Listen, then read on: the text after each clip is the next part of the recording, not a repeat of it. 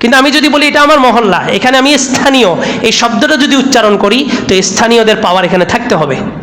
এই মহল্লার ভিতরে কোথাও একটা টু শব্দ 12টা বাজে হইতে পারবে না, একটা টু শব্দ হবে না। যারা করবে এরা কারা? আপনার ভাই নাহলে আপনার সন্তান। আপনি এদেরকে যদি নিয়ন্ত্রণ না করতে পারেন, আপনি কিসের আশা করছেন কবরে যাওয়ার পরে এই সমস্ত গুনাহ এরা দুনিয়ার জমিনে করবে? আপনি নিরপরাধ একটা মানুষ কবরে শাস্তি ভোগ করতে থাকবেন। এই জন্য কথাগুলো আপনাদের জন্যই। 31 আসতেছে, আগে থেকে আমরা সতর্ক করতেছি। পূর্বের বছর কোথায় কি হয়েছে না হয়েছে না, এই বছর আমরা সবাই একতাবদ্ধ এই কথার উপরে যে কোনো ধরনের কোনো আনুষ্ঠানিকতা পুরো পৃথিবীতে হবে একসাথে, কিন্তু আমাদের এই পাবলিক হেলথ একাডেমির ভিতরে হবে না। পারবেন তো ইনশাআল্লাহ? আল্লাহ তাআলা সবাইকে কবুল করুন। লিদ ওয়ালাম ইউলাদ, আল্লাহ জনক অথবা দাতা কোনোটাই নন, জন্ম দেনও নাই, জন্ম কারো থেকে নেরও নাই, জননী অথবা জনক কোনোটাই নন। এখন আমি এই দাবির সাথে সবাই একমত। রাস্তার ওই পাশে আরেকটা দল আছে যারা বলে যে আল্লাহ তাআলা পুত্র সন্তান জন্ম দিছে এবং তারা সেখানে মিছিল করতেছে। তা আমি নামাজে এসে বললাম যে আল্লাহ একক, আল্লাহর কোনো শরিক নেই, আল্লাহ কোনো সন্তান জন্ম দেনও না নেনও নাই। কিন্তু আমি নামাজের পরে ওই দলে যায় যোগ দিছি। তাহলে আমার মুখের দাবি আর মনের কথা দুইটা কি এক হইল? এক হইল না। আমি নামাজের আগে দাবি করছি আল্লাহ থেকে কেউ জন্ম নেনও নাই, আল্লাহ কাউকে জন্ম দেনও নাই। কিন্তু নামাজের পরে এমন একটা দলের কালচারের সাথে আমি যুক্ত হইলাম যেই দলের দাবি বিশ্বাস হইল আল্লাহ তাআলার পুত্র সন্তান আছে। তাহলে আমার নামাজের আগের বক্তব্য ধর্তব্য হবে না নামাজের পরের কর্মকাণ্ডটা ধর্তব্য হবে? নামাজের পরেরটা। তাহলে আমি পুরা বছর নামাজ রোজা হজ যাকাত সব কিছু করলাম পুরো বছর, কষ্ট হয়েছে না? এখন যে আসছি কষ্ট হয়েছে না? অজু করছি, কত কষ্ট করে আসছি। বছরের শেষ দিন, সৌর বছরের শেষ দিন আমি এমন একটা উদযাপনের শরিক হইলাম যে উদযাপন যারা আবিষ্কার করছেন তাদের ধারণা হইল আল্লাহ তাআলার পুত্র সন্তান আছে। তারা হযরত ঈসা আলাইহিস সালামকে আল্লাহ তাআলার পুত্র সন্তান মনে করে। এই জন্য ঈসা আলাইহিস সালামের জন্মদিন থেকেই তারা একটা গণনা শুরু করছে যেটাকে সৌর বৎসর বলা হয়, ইংরেজি গণনা যেটা খ্রিস্টাব্দ, অর্থাৎ যিশু খ্রিস্টের জন্ম থেকে যেই গণনা শুরু হয়েছে সেটাকে খ্রিস্টাব্দ বলে। তাহলে আমি সারা বছর দাবি করলাম আল্লাহর কোনো সন্তান নাই, আল্লাহ কারো থেকে জন্ম নেনও নাই, কাউকে জন্ম দেনও নাই। সারা বছর এই দাবি আমি করছি।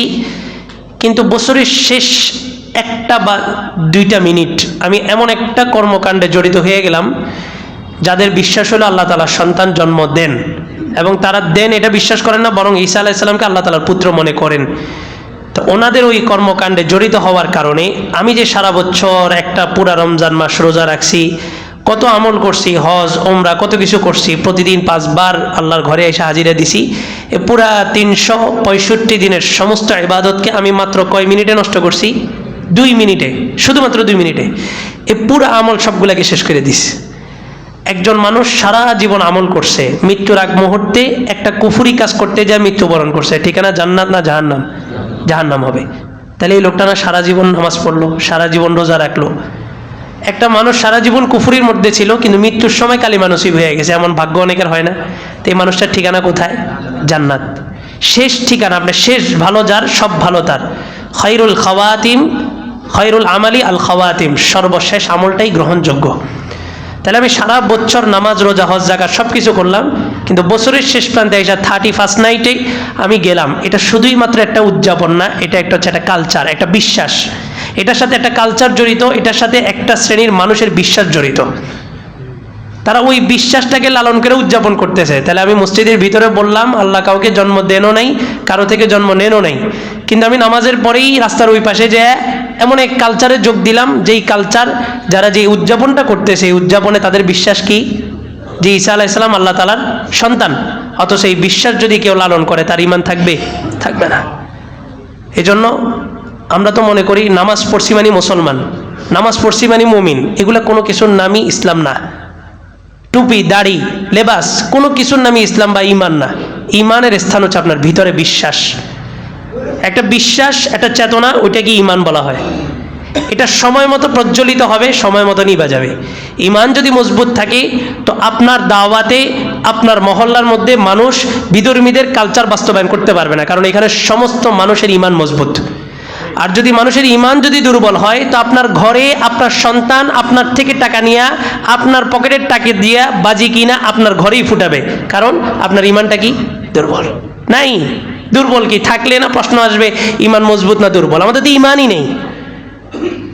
তো যিনি নামাজ পড়তেছেন দোকানদার, ওনার দোকানেও বাজি আছে, উনি বাজিটা এই জন্যই আনছেন যে 31 নাইটে এটা কি করবে, বিক্রি করবে।